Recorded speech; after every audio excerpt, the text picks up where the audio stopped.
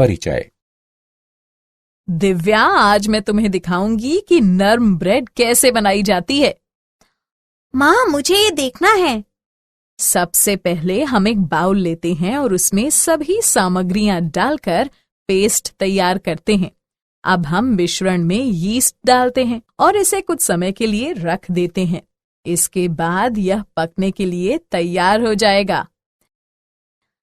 अब हमारी ब्रेड परोसने के लिए तैयार है।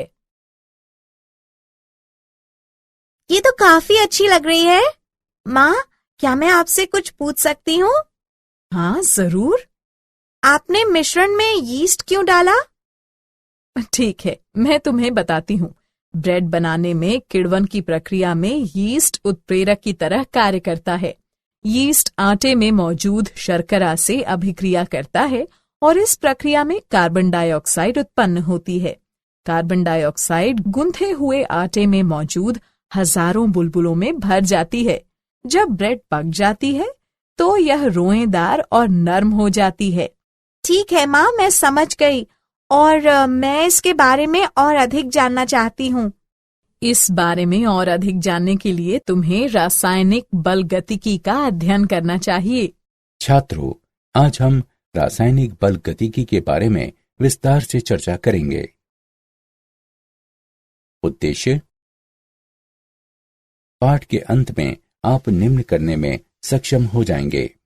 रासायनिक बलगतिकी को परिभाषित करना, रासायनिक अभिक्रियाओं का वर्णन करना, एक रासायनिक अभिक्रिया के वेग की व्याख्या करना, औसत और तात्कालिक अभिक्रिया वेग की व्याख्या करना, अभिक्रिया के वेग को प्रभावित करने वाले कारकों को जानना, अभिक्रिया की कोटि का विश्लेषण करना, अभिक्रिया की आणविकता की गणना करना, अभिक्रिया की अर्ध आयु की गणना करना, अभिक्रिया वेग पर तापमान और उत्प्रेरक के प्रभाव को समझना, ऑरेनियस समीकरण की व्युत्पत्ति करना, संघट्ट सिद्धांत का वर्णन करना।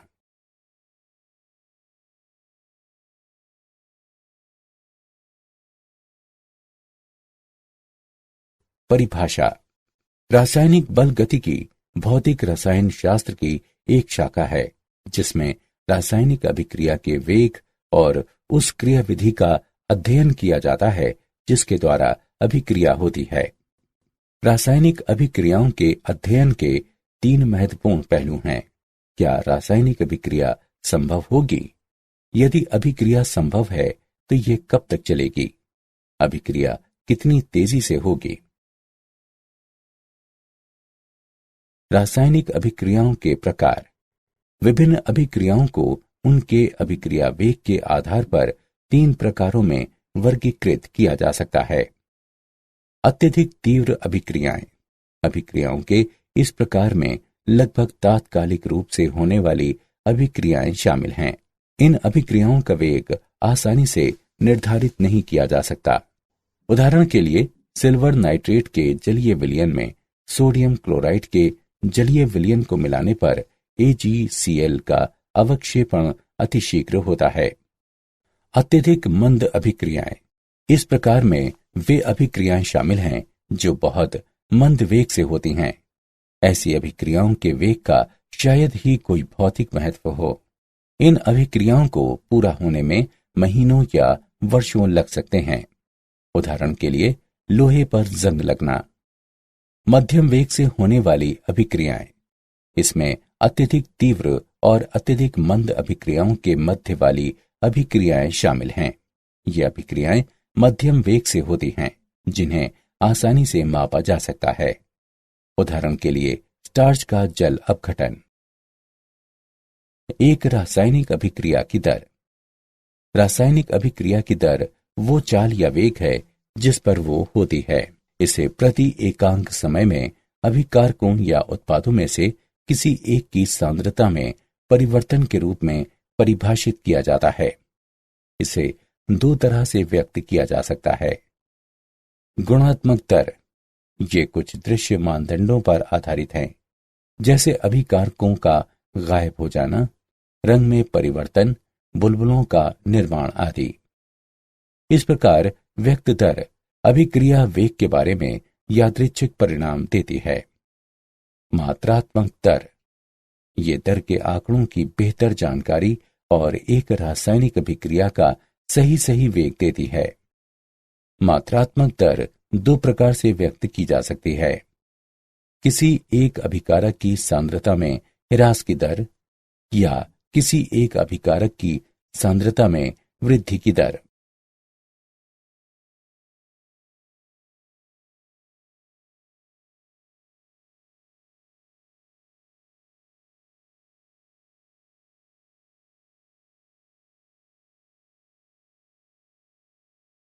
अभिक्रिया वेग की इकाइयां। पदार्थ के सांद्रण को मोल प्रति लीटर में और समय को सेकंडों या मिनटों में या घंटों में व्यक्त किया जाता है।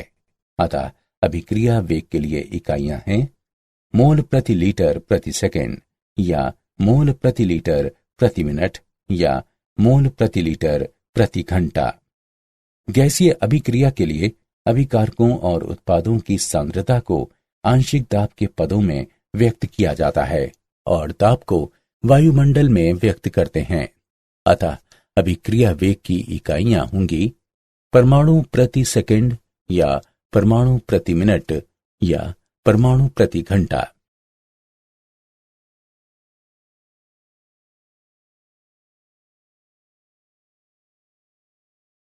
औसत अभिक्रिया वेग, ये एक परिमित समय अंतराल में सांद्रता में परिवर्तन होता है। अभिक्रिया वेग ज्ञात करने के लिए विभिन्न समय अंतरालों पर या तो एक अभिकारक या फिर एक उत्पाद की सांद्रता ज्ञात की जा सकती है। अभिक्रिया की प्रगति पता करने के लिए सांद्रता से संबंधित प्रेक्षण योग्य गुणधर्मों जैसे आयतन, दाब, प्रकाशिक घूर्णन, पीएच और विद्युत चालकता का भी प्रयोग किया जाता है। इसे बिना अभिक्रिया मिश्रण को अलग किए हुए विभिन्न समय अंतरालों पर सीधे मापा जा सकता है। औसत वेग बराबर ऋणात्मक डेल्टा C बटे डेल्टा T।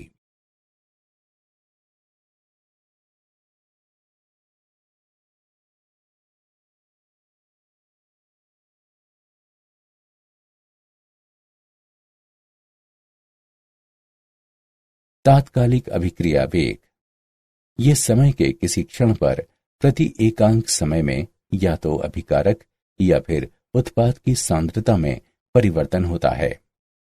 तात्कालिक अभिक्रिया वेग को व्यक्त करने के लिए हम समय के उस क्षण पर एक लघु समय अंतराल को चुनते हैं जिस पर अभिक्रिया वेग को नियत माना जाता है।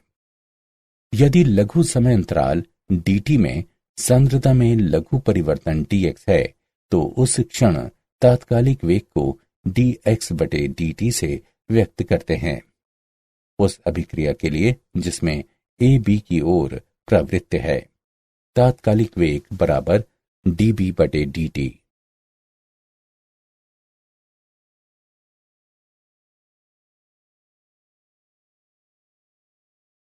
अभिक्रिया का वेग व्यंजक और स्टाइकियोमीट्री।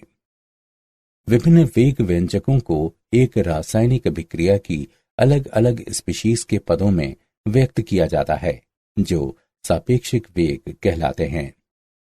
संतुलित रासायनिक समीकरण में स्पीशीज के स्टाइकियोमेट्री गुणांक द्वारा वेग व्यंजक को भाग देकर सापेक्षिक वेगों को तुल्य बनाया जाता है। अभिक्रिया वेग को इस प्रकार व्यक्त किया जा सकता है।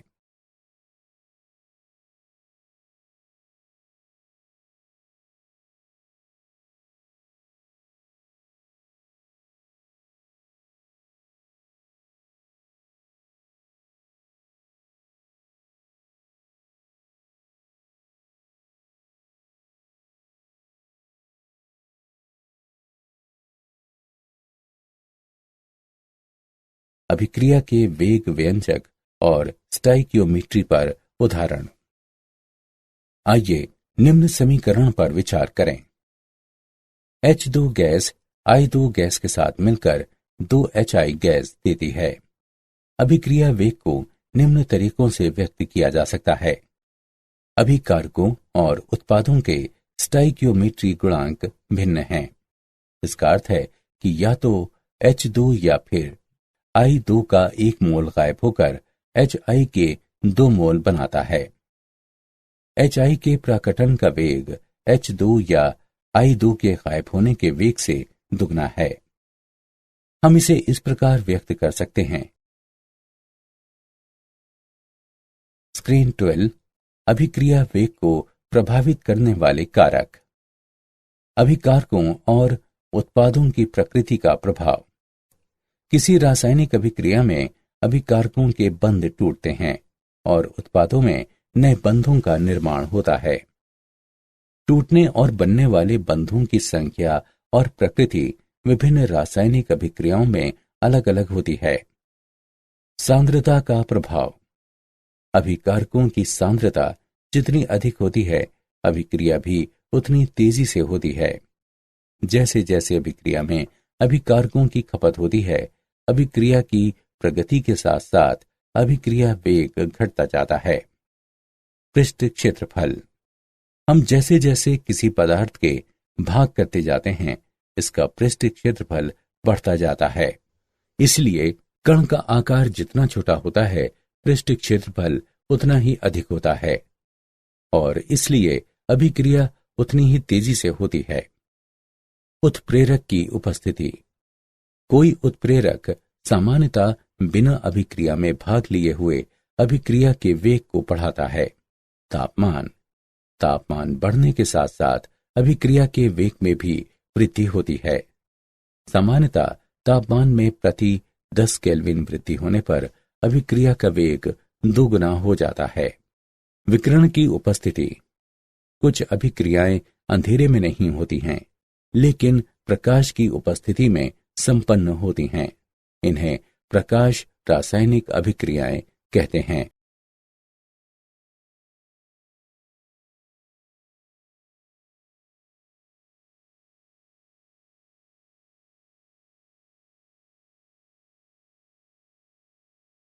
सांद्रता का प्रभाव। जब कोई रासायनिक अभिक्रिया होती है तो अभिकारक उत्पादों में परिवर्तित हो जाते हैं। समय के साथ साथ अभिकारकों की सांद्रताओं में कमी आती है, जबकि उत्पाद बढ़ते हैं। द्रव्यमान क्रिया का नियम। दिए गए तापमान पर एक रासायनिक अभिक्रिया का वेग अभिक्रिया में भाग लेने वाली स्पीशीज की मोलर सांद्रताओं के गुणनफल के समानुपाती होता है, जिसमें प्रत्येक सांद्रता पद पर रासायनिक समीकरण में उस स्पीशीज के आंकिक गुणांक के बराबर घात होती है। दी गई अभिक्रिया के लिए अभिक्रिया वेग बराबर है के ए की घात ए और बी की घात बी के गुणनफल के। यदि सभी अभिक्रिया में भाग लेने वाली स्पीशीज की सांद्रता 1 हो तो वेग बराबर होगा के। अतः वेग स्थिरांक को अभिक्रिया वेग के रूप में परिभाषित किया जाता है जब प्रत्येक अभिकारक की सांद्रता 1 ली गई हो।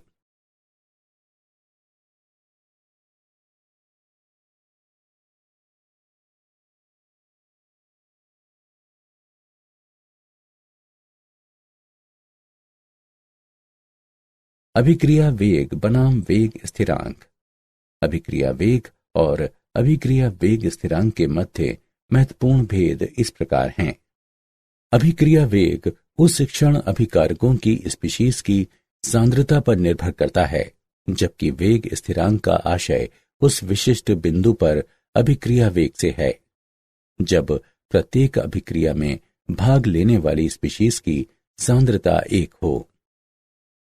अभिक्रिया वेग किसी क्षण वो चाल है जिससे अभिकारक उत्पाद परिवर्तित होते हैं, जबकि एक अभिक्रिया का वेग स्थिरांक वेग नियम व्यंजक में समानुपाती नियतांक है।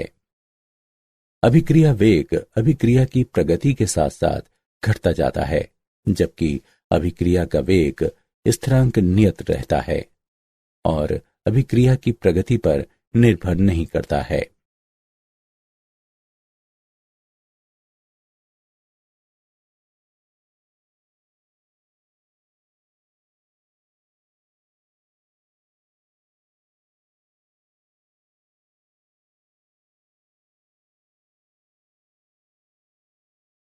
अभिक्रिया की कोटि। इसे किसी वेग नियम व्यंजक में प्रयुक्त सांद्रताओं की घातों या घातांकों के योगफल के रूप में परिभाषित किया जाता है। दी गई अभिक्रिया के लिए वेग व्यंजक नियम इस प्रकार हैं। अभिक्रिया वेग बराबर के ए की घात m और b की घात n का गुणनफल। इस अभिक्रिया की कोटि m जमा n के बराबर है। a के सापेक्ष अभिक्रिया की कोटि m है और b के सापेक्ष n है। यदि घात का योगफल 1 के बराबर हो तो अभिक्रिया प्रथम कोटि की अभिक्रिया कहलाती है। यदि घातों का योगफल 2 या 3 है तो अभिक्रिया क्रमशः द्वितीय कोटि या तृतीय कोटि अभिक्रिया होती है। किसी अभिक्रिया की कोटि शून्य या भिन्न भी हो सकती है। विभिन्न कोटियों के लिए वेग स्थिरांक की इकाइयां। शून्य कोटि अभिक्रिया वेग बराबर dx बटे dt, जो बराबर है k और a की घात शून्य के गुणनफल के। इस प्रकार शून्य कोटि अभिक्रिया के लिए वेग स्थिरांक की इकाइयां हैं मोल प्रति लीटर प्रति सेकंड। द्वितीय कोटि अभिक्रिया वेग बराबर dx बटे dt, जो बराबर है k और a की घात a के गुणनफल के। इस प्रकार प्रथम कोटि अभिक्रिया के लिए वेग स्थिरांक की इकाई प्रति सेकंड है। द्वितीय कोटि अभिक्रिया वेग बराबर dx बटे dt, जो बराबर है k और a की घात 2 के गुणनफल के। इस प्रकार द्वितीय कोटि अभिक्रिया के लिए वेग स्थिरांक की इकाइयां हैं लीटर प्रति मोल प्रति सेकंड। तृतीय कोटि अभिक्रिया वेग बराबर dx बटे dt, जो बराबर है k और a की घात 3 के गुणनफल के। इस प्रकार तृतीय कोटि अभिक्रिया के लिए इकाइयां हैं लीटर वर्ग प्रति मोल वर्ग प्रति सेकंड।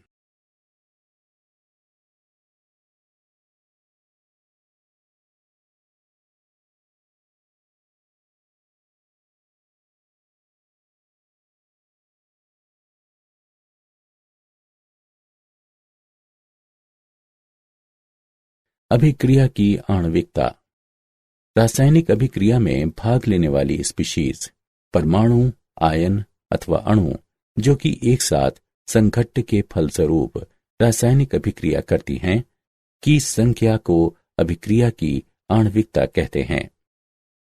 जब एक साथ संघट्ट में केवल एक अणु शामिल हो तो अभिक्रिया एक अणुक होती है। जब एक साथ संघट्ट में 2 अणु शामिल हों तो अभिक्रिया द्विअणुक होती है। जब एक साथ संघट्ट में 3 अणु शामिल हों तो अभिक्रिया त्रिअणुक होती है। किसी अभिक्रिया की आणविकता सदैव एक पूर्ण संख्या होती है।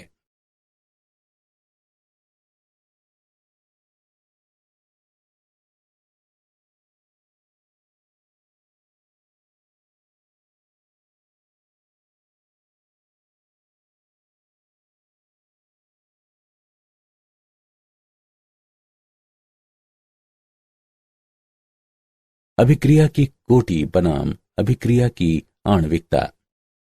अभिक्रिया की कोटि और अभिक्रिया की आणविकता के मध्य महत्वपूर्ण अंतर इस प्रकार है।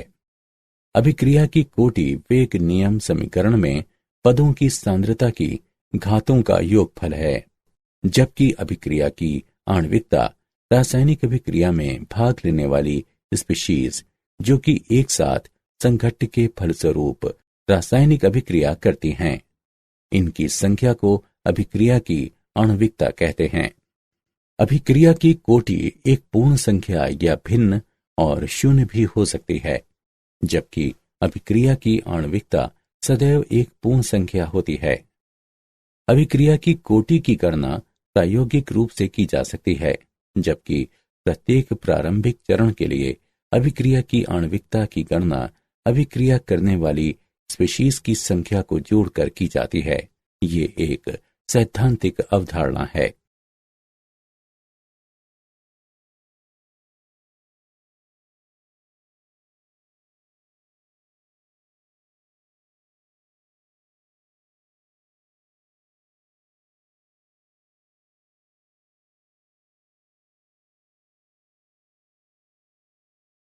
शून्य कोटि अभिक्रिया। कोई अभिक्रिया शून्य कोटि की होती है यदि इसका वेग अभिकारकों की सांद्रता पर निर्भर नहीं करता। शून्य कोटि अभिक्रिया के लिए ए उत्पादों में बदल रहा है। यदि अभिकारक की प्रारंभिक सांद्रता ए नॉट है और टी समय बाद सांद्रता ए है तो अभिक्रिया वेग घटा डी ए बटे डी टी बराबर के और ए की घात शून्य का गुणनफल जो कि के बराबर होगा। इसे इस प्रकार लिखा जा सकता है डी कैपिटल ए बराबर घटा के डी कैपिटल टी। दोनों पक्षों का समाकलन करने पर हमें प्राप्त होता है कैपिटल ए बराबर के टी जमा सी। टी बराबर शून्य पर ए बराबर ए नॉट, इसलिए सी बराबर ए नॉट। इन मानों को समीकरण में रखने पर हम प्राप्त करते हैं ए बराबर घटा के टी जमा ए नॉट।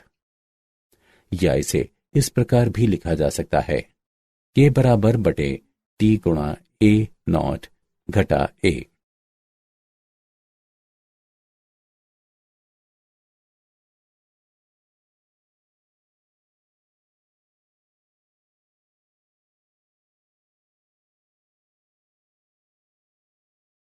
प्रथम कोटि अभिक्रिया। आइए प्रथम कोटि अभिक्रिया पर विचार करें जिसमें कैपिटल ए उत्पादों में बदल रहा है। यदि अभिकारक की प्रारंभिक सांद्रता ए नॉट है और टी समय बाद सांद्रता कैपिटल ए है तो अभिक्रिया वेग घटा डी ए बटे डी टी बराबर के और ए का गुणनफल। इसे इस प्रकार लिखा जा सकता है माइनस टी ए बटे ए बराबर के डी टी। दोनों पक्षों का समाकलन करने पर हमें प्राप्त होता है घटा कैपिटल ए का प्राकृतिक लघुगणक बराबर के टी जमा नियतांक। उपरोक्त समीकरण में टी बराबर शून्य का मान रखने पर हमें प्राप्त होता है नियतांक बराबर घटा कैपिटल ए नॉट का प्राकृतिक लघुगणक। अब उपरोक्त समीकरण में मान रखने पर हमें प्राप्त होता है घटा ए का प्राकृतिक लघुगणक बराबर के टी घटा ए का प्राकृतिक लघुगणक। साधारण लघुगणक में बदलने पर हमें प्राप्त होता है के टी बराबर 2.303 लॉग कैपिटल ए नॉट बटे कैपिटल ए। इसे लिखा जा सकता है के बराबर 2.303 बटे टी गुणा लॉग कैपिटल ए नॉट बटे ए। अभिक्रिया की अर्धायु। किसी अभिक्रिया की अर्धायु को उस समय के रूप में परिभाषित किया जाता है जिसमें अभिकारकों की सांद्रता घटकर प्रारंभिक सांद्रता की आधी रह जाती है। इसे आधी अभिक्रिया के पूरे होने में आवश्यक समय के रूप में भी परिभाषित किया जा सकता है। इसे कैपिटल टी से निरूपित करते हैं। शून्य कोटि अभिक्रिया के लिए अर्धायु। शून्य कोटि अभिक्रिया के लिए समाकलित समीकरण है कैपिटल ए बराबर कैपिटल ए नॉट घटा के टी। टी आधे समय पर ए बराबर ए नॉट बटे 2 या ए नॉट बटे 2 बराबर ए नॉट के टी या के टी 1/2 बराबर ए नॉट बटे 2। इसे लिखा जा सकता है टी 1/2 बराबर कैपिटल ए नॉट बटे 2 के। अतः एक शून्य कोटि अभिक्रिया की अर्ध आयु प्रारंभिक सांद्रता के अनुक्रमानुपाती होती है। प्रथम कोटि अभिक्रिया के लिए अर्धायु। हम जानते हैं कि प्रथम कोटि अभिक्रिया के लिए के बराबर 2.303 बटे टी गुणा लॉग ए नॉट बटे ए। टी की गणना इस समीकरण से की जा सकती है टी बराबर 2.303 बटे के गुणा लॉग ए नॉट बटे ए। टी आधे पर ए बराबर ए नॉट बटे 2। टी 1/2 बराबर 2.303 बटे के गुणा log 2। इसे लिखा जा सकता है T1/2 बराबर 0.693/K। अतः प्रथम कोटि अभिक्रिया की अर्ध आयु अभिकारकों की प्रारंभिक सांद्रता पर निर्भर नहीं करती है। NV कोटि की अभिक्रिया के लिए T1/2 A0 की घात N की घात घटा 1 या N घटा 1 के व्युत्क्रमानुपाती है।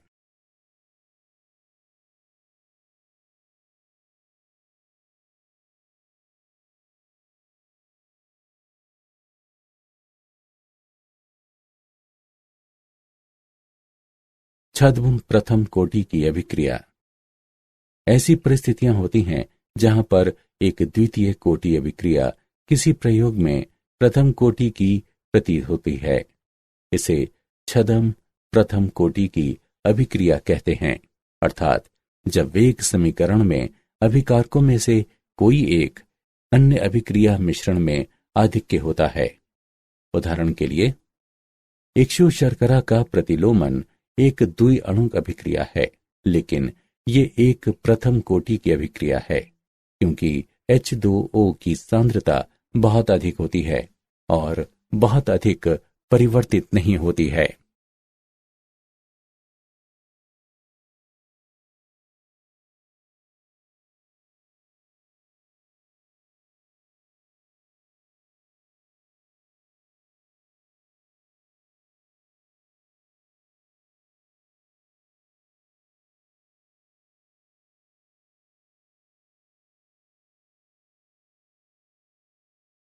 अभिक्रिया वेग की ताप पर निर्भरता। समांगी अभिक्रिया के लिए अभिक्रिया वेग प्रत्येक 10 डिग्री ताप बढ़ाने पर लगभग 2 गुना हो जाता है। 10 डिग्री में से दोनों तापों पर एक अभिक्रिया के वेग स्थिरांक के अनुपात को अभिक्रिया का ताप गुणांक कहते हैं। अधिकांश अभिक्रियाओं के लिए ताप गुणांक का मान लगभग 2 होता है और कुछ में ये 3 तक पहुंच जाता है। जब ताप T-10 डिग्री बढ़ता है तो वक्र सपाट हो जाता है। अब छायांकित भाग ABEF उन अणुओं के भाग को निरूपित करता है जिनकी ऊर्जा देहली ऊर्जा से अधिक है। भाग ABEF भाग ABCD के दुगने से अधिक है। देहली ऊर्जा के बराबर या इससे अधिक ऊर्जा वाले अणुओं का भाग लगभग 2 गुने से अधिक हो जाता है। अतः अभिक्रिया वेग भी तप में प्रत्येक 10 डिग्री वृद्धि होने पर 2 गुना हो जाता है। इस प्रकार ताप में वृद्धि के साथ अभिक्रिया वेग में वृद्धि देहली ऊर्जा के आधिक्य में ऊर्जा वाले अणुओं के भाग में बढ़ोतरी के कारण होती है।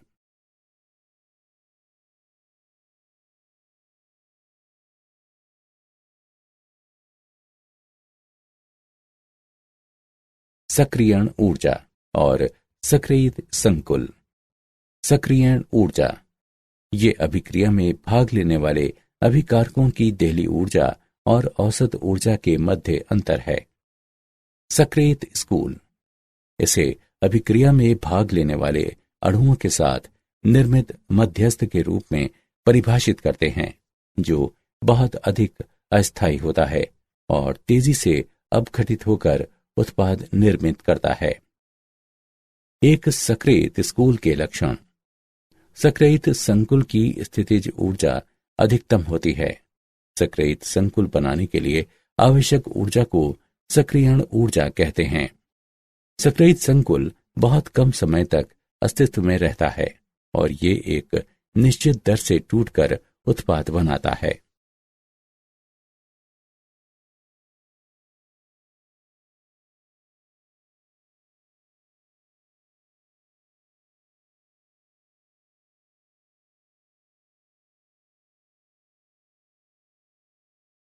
ऑरेनियस समीकरण। ऑरेनियस समीकरण वेग स्थिरांक को ताप के साथ संबंधित करती है। K बराबर A और E की घात माइनस EA/RT का गुणनफल, जहां कैपिटल A आवृत्ति कारक है और EA संक्रियण ऊर्जा है। दोनों पक्षों में प्राकृतिक लघुगणक लेने पर हमें प्राप्त होता है प्राकृतिक लॉग के बराबर प्राकृतिक लॉग ए माइनस ई ए बटे आर टी। प्राकृतिक लघुगणक को साधारण लघुगणक में बदलने पर हमें प्राप्त होता है लॉग के बराबर लॉग ए माइनस ई ए बटे 2.303 आर टी। यदि K1 और K2 दो तापों T1 और T2 पर वेग स्थिरांक हो तो हमारे पास है log K1 बराबर log A माइनस ई ए बटे 2.303 RT1, log KT बराबर log A माइनस ई ए बटे 2.303 RTZ। उपरोक्त दोनों समीकरणों को घटाने पर हम प्राप्त करते हैं log KT बटे K1 बराबर F बराबर ई ए बटे 2.303 R गुणा T2 घटा T1 बटे T1 T2।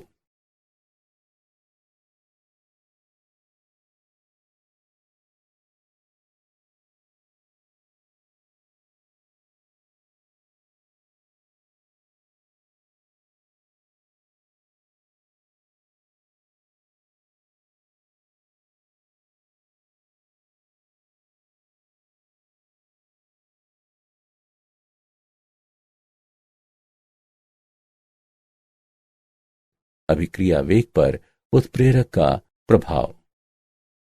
उत्प्रेरक एक ऐसा पदार्थ है जिसमें स्वयं स्थायी रासायनिक परिवर्तन हुए बिना ये एक रासायनिक अभिक्रिया के वेग को बढ़ा देता है। ये अभिकारकों के साथ अस्थायी बंध बनाकर रासायनिक अभिक्रिया में भाग लेता है, जिसके फलस्वरूप एक मध्यवर्ती संकुल बनता है। ये अभिकारकों और उत्पादों के मध्य सक्रियण ऊर्जा को घटाकर वैकल्पिक मार्ग या अभिक्रिया क्रियाविधि प्रदान करता है, जिससे स्थितिज ऊर्जा अवरोध में कमी आती है। ये साम्यावस्था नियतांक को परिवर्तित नहीं करता है, लेकिन तेजी से साम्यावस्था अर्जित करने में सहायक है। उत्प्रेरक की लघु मात्रा अभिकारकों की दीर्घ मात्रा को उत्प्रेरित कर सकती है। रासायनिक अभिक्रियाओं का संघट्य सिद्धांत। केवल प्रभावी संघट्य ही रासायनिक अभिक्रिया करते हैं। ऐसे संघट्य जिनमें पर्याप्त गणिज ऊर्जा और उपयुक्त विन्यास वाले अणु संघट्य करते हैं, जिससे अभिक्रिया में भाग लेने वाली स्पीशीज के मध्य बंध टूटने तथा उत्पाद बनाने के लिए नए बंधों के निर्माण को बढ़ावा मिले, प्रभावी संघट्य कहलाते हैं।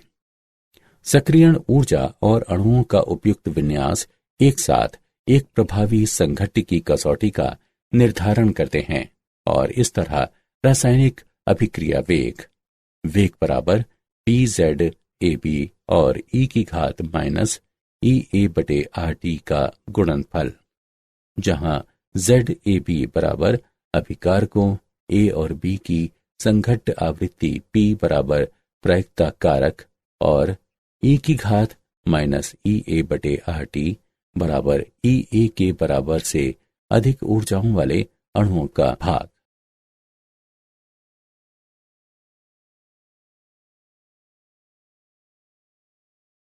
क्या आप जानते हैं 1864 में पीटर वॉग और कैटो गुलबर्ग ने द्रव्यमान अनुपाती अभिक्रिया के नियम की रचना करके रासायनिक बलगतिकी के विकास का सूत्रपात किया। एक रासायनिक अभिक्रिया का वेग उस माध्यम पर निर्भर करता है जिसमें यह होती है, चाहे माध्यम जलीय हो या कार्बनिक, ध्रुवीय या अध्रुवीय, या द्रव, ठोस या गैसीय। गतिक समस्थानिक प्रभाव किसी रासायनिक अभिक्रिया के वेग में वो अंतर है जब अभिकारकों में से एक में परमाणु को इसके समस्थानिकों में से किसी एक द्वारा हटाया जाता है। अर्धकोशिकाएं वे दो अभिक्रियाएं हैं जिनका निर्माण एक जटिल अभिक्रिया का सरल भागों में टूटने से होता है।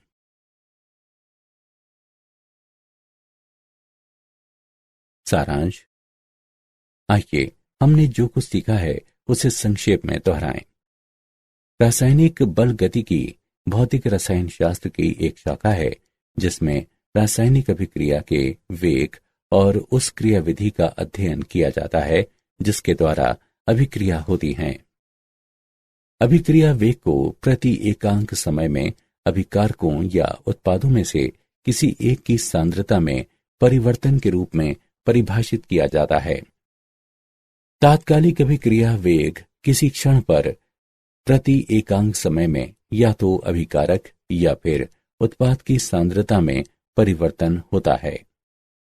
दिए गए तापमान पर एक रासायनिक अभिक्रिया का वेग अभिक्रिया में भाग लेने वाली स्पीशीज की मोलर सांद्रताओं के गुणनफल के समानुपाती होता है, जिसमें प्रत्येक सांद्रता पद पर रासायनिक समीकरण में उस स्पीशीज के आंकिक गुणक के बराबर घात होती है।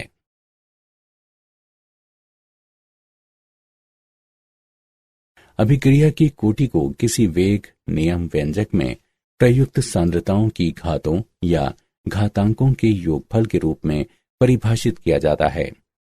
अभिक्रिया में भाग लेने वाली स्पीशीज जो कि एक साथ संघट्ट के फलस्वरूप रासायनिक अभिक्रिया करती है, उसकी संख्या अभिक्रिया की आणविकता कहलाती है।